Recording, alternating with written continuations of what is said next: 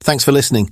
If you want to read further, you can scan the QR code and it'll take you to my book on Amazon, which is $20 USD. The Ripper Case by Alex Loudon. Let me introduce myself. My name is Jack, Dr. Jack Batchumber.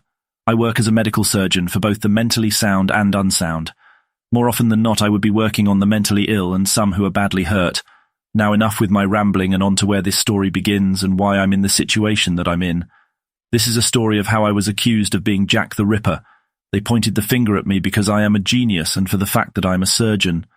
So I was a prime suspect because who would think twice about suspecting a surgeon to make these horrific attacks? So I decided to help them find the man responsible for everything. I was put in a small empty room that was dimly lit with 2 chairs and a medium-sized table for questioning.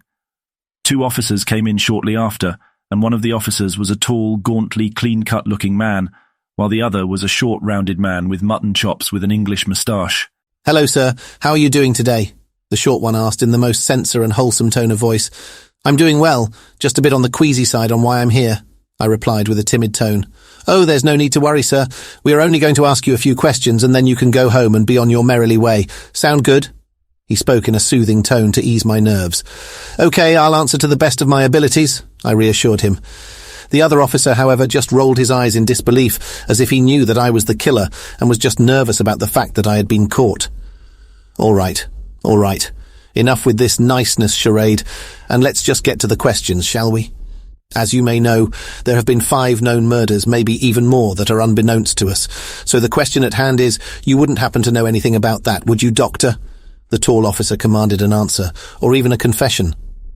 No, but I've heard about them before, but I don't know anything further than that, I replied with false confidence, to hide the fact that he had scared me with his questioning assumption that I would possibly know or could have done the things that he had mentioned. The gaunt-looking officer just scowled at me in disbelief, as if I had just lied right in front of him. Listen here. We know that the killer had to have great skills in cutting his victims the way he did. He was also able to remove the bodily organs with ease and... He continued to say, but unfortunately, I had to stop him before he went too far with his words. Excuse me, sir. I paused to try and stop myself from making a sound and to possibly prevent myself from getting sick. If I may ask, could you please stop before I become sick? I asked, covering my mouth and trying to fight off my queasiness and not get sick in front of the officers. He looked at me with an irritated glare, as if I had insulted him in some way. But aren't you a surgeon, sir? Shouldn't you be used to the fact that I would be describing what you would see on an operation table? He spoke with an arrogant smile, as if he had caught me in a lie and that I was a usual suspect. Believe me when I say this, I know that it seems rather odd, but what you are talking about is mutilation and not surgery. I'm a doctor, not a murderer. I replied to the officer, and he was caught off guard by my statement. Then the short officer spoke. While he is a surgeon, there are differences between the 2 fields. For example, one is a profession while the other is a horrendous crime. He spoke genuinely as he had vouched for me. The tall one angrily glared at his partner and began to become angrier as he thought I was insane. This had gone on for hours until we all had heard a cry for help, followed shortly after by a shriek of terror. The tall, angry officer looked furiously while his shorter partner looked horrified.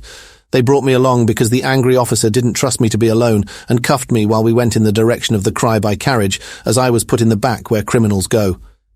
We arrived at the scene of the crime.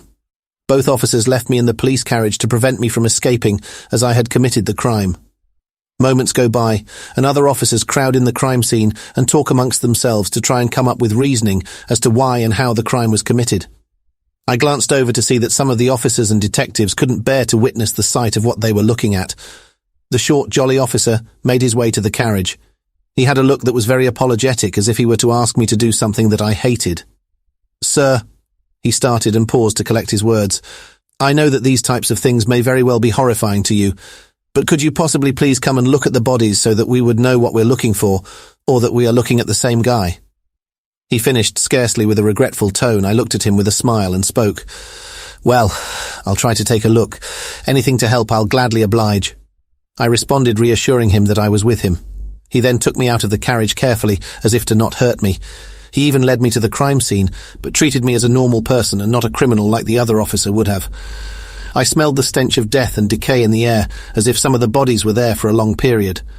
The other officers just stood around covering their noses to keep out the smell of rotting flesh, and some had to wait outside of the room where the recent victim was at. The small officer turned and looked horrified and spoke. Now I'm warning you. In that room, it is very gruesome. He spoke to me in a comforting voice even though he was terrified of what was found. He then uncuffed me so that I was able to examine the corpse closely and how the wounds were made on the body.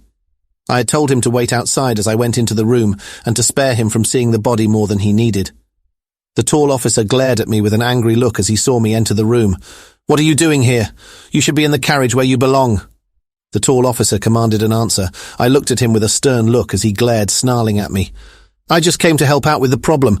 I am a surgeon after all, isn't that why you brought me along?" I responded, and noticed that he hated the answer I provided, and turned to walk back to the spot he came from. I then examined the body as he continued to give me a hateful glare. I had never seen such a horrendous sight before in my life. The lacerations were careless, as if the killer hadn't cared about how he killed or who he killed as long as his prey was dead. He'd have been happy, however. There were careful cuts as if to remove certain bodily organs. As I looked at the victim's lifeless body, I began to feel myself getting sick. I immediately got up and walked away from the body and covered my mouth to stop myself from becoming sick and ruining what we may have gotten from the poor woman. The tall officer then growled at me. "Well, so what all was it then, huh?" He spoke in an angered tone. I tried to clear my head and collect my thoughts, and tried not to think about the horrendous sight of the victim. "Well," I began scarcely. "She was butchered, and some of her organs are gone," I responded with a frightened tone in my voice.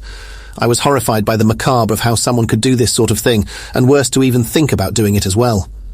The tall officer looked smug, and had a smirk as if he had caught something that I was unaware of.